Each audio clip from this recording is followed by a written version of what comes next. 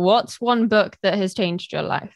I think that the most inspiring books are actually the bad books because they teach you, like Jane Austen's Northanger Abbey is not well written. And, it's great because that's freaking Jane Austen who wrote that book.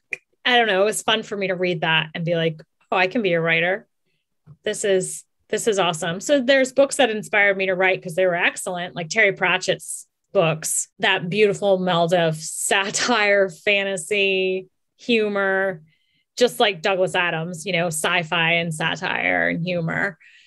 And they inspire you, but then to actually sit down and get going, it can take reading something that's either bad or I really like Kristen Ashley's indie published stuff because they're some of the first indie books that I read and really loved. And her voice is right front and center. And she wrote for a publisher later, and those books are very polished. They're really excellent. But man, something about the raw, beating heart quality to her early indie published works, that's where she found her readership. That's where she found lifelong, hardcore fans like me. And that's really inspiring because she talks about like first person, very stream of consciousness. The characters do what they do. And those early books, man, they were kind of wonky, but they had that quality that made you want to keep reading and you really could connect to them. So yeah, those were very inspiring.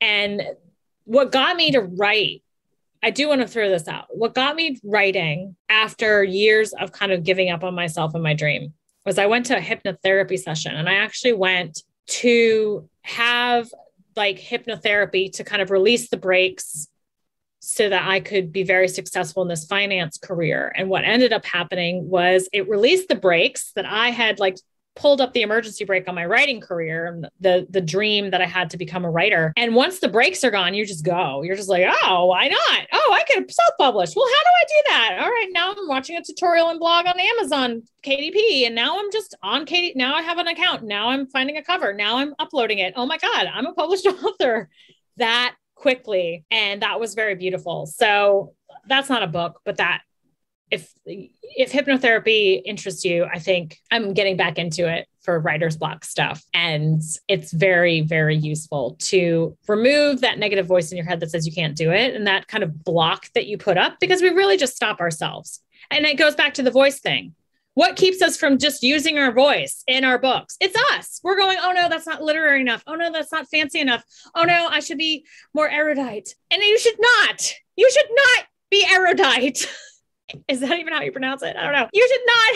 You should just be yourself. My God. And stop putting all this false pretenses.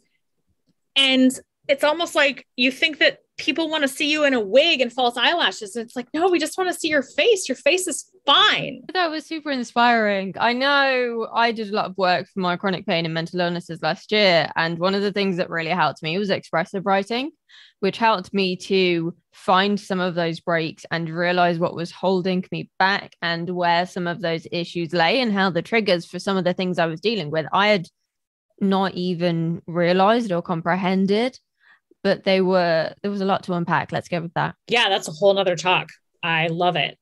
And what's interesting is we can go to school and then almost as a backlash, we're like, no, I don't want to write like that. And then we go the other way and we're like overcorrecting, which apparently you can do with your body too. You can be like, oh no, I pronate my feet. So then you try to correct that, but you overdo it. And then you're supinating your feet. And anyway, those are also words I've not ever used out loud. I'm not sure if I pronounced it correctly, but yeah, there's a form of body work called Alexander technique. That's really just about look at your body in the mirror and let your body correct itself.